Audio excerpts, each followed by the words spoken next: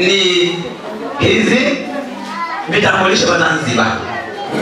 Zanzibar hata ukenda miaka 70 ukifika kama pengine kuna rangi nyingine ya kijani basi kupati je kupata vitambulisho hivi.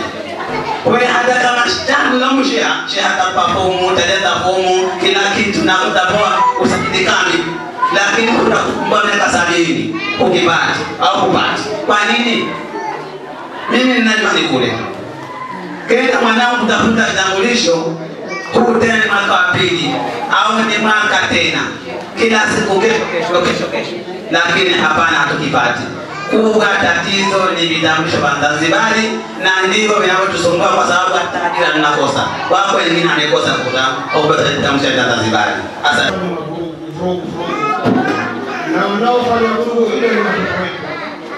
Kwa hiyo nawaomba wazee wenzangu, mwaka huu twaomba ule utaratibu wa kufanya vurugu uondoke, kwa sababu Waswahili wanasema kwamba vyako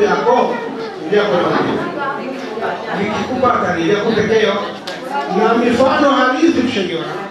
Watu watapoteza maisha, watu walemavu, wale walio wa kampeni ili wakafanya ile vurugu, atakuwa pia hili au waendesha maisha yao, wanapiga mipango yao, watu wanapata tabu. Kwa hiyo naomba wazee wangu, hili suala tuzungumzeni na watoto wetu. Uchaguzi wa mara hii ile mliokuwa mkiendelea kwa chaguzi zote nisitokee tena. Asante. Amina Ali Makame kutoka Joni. Mimi sheria kinikani, maoni yetu sisi wanawake hatujui kusoma wala kuandika, kwa sababu hiyo zamani tulikuwa tuliko shule ni wazee wetu, na sasa hapo tunapata darasa la kwenda kusoma hatuwezi kusoma kwa sababu macho yetu hayaoni, hatuna vifaa vya kusomea. Darasa lipo lakini hatuna vile vifaa vya kusomea. Kwa hiyo tunaiomba hii kamati kwa upatikanaji wa vyeti vya watoto visihusishwe na zile taarifa kutoka shule. Kwa hiyo shule sasa imefanywa kama ndio kituo cha kupatia vyeti vya watoto. Kwa hiyo inakuwa walimu wakuu wote wa shuleni, inatokea shule siku wanakuwa wazee wanakuja kama maji, unakuwa wewe mfanye kazi nyingine. Kwa hiyo shule imefanywa ndio kituo cha kupatia vyeti vya watoto. Kwa hiyo tunawapa kazi sana au tunatupa kazi sana sisi walimu wakuu. Kwa hiyo tunakuwa kazi za serikali shule ya mjiza simama kwa upande wa shule kwa kuwashughulikia wale wazee. Kwa hiyo mzee akenda kule arudishwa kwenye kituo kule, ambiwa nenda shule ukachukue taarifa. Akija pale wanatembeleana, lakini mara nyingi tukifika hizi kipindi cha uchaguzi watu wataanza kunyeshana vidole. Yule chama X, yule chama B. Sisi sote ni binadamu. Sisi sote tunatokana na nani? Wewe panda chama chako, fanya harakati zako za kisiasa. Usimuonyeshe mwenzako kidole. Yeye akiwa ni chama B, wewe kuwa C ni haki yako, si ndio?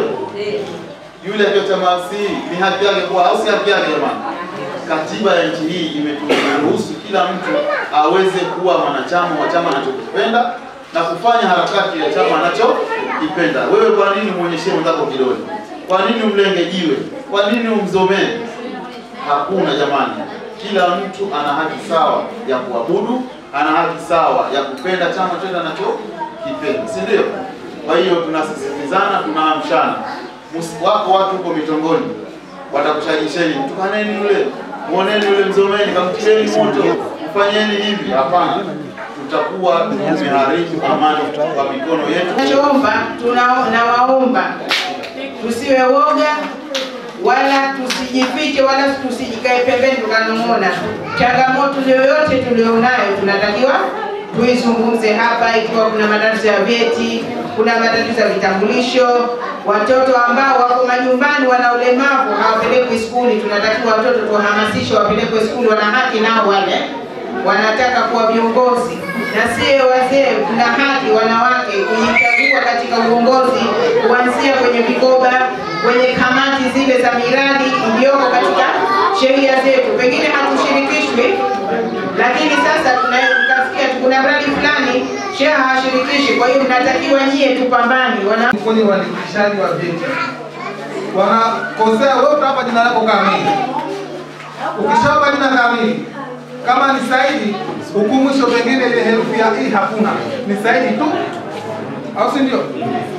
Baadaye wewe ukisomi cheti chako utahisi kama ni Saidi tena ni Saidi, lakini siku moja utakuja kuona shida lako, kumbe cheti cha kuzaliwa na kitambulisho cha Zanzibar kina herufi moja tofauti. Kitambulisho cha Zanzibar ni Saidi, cheti cha kuzaliwa ni Saidi. Yaani ile ni herufi moja shilingi 20,000, aidha kufuta au kuongeza, na waandikaji ni wao. Hii changamoto naomba inasumbua sana maisha.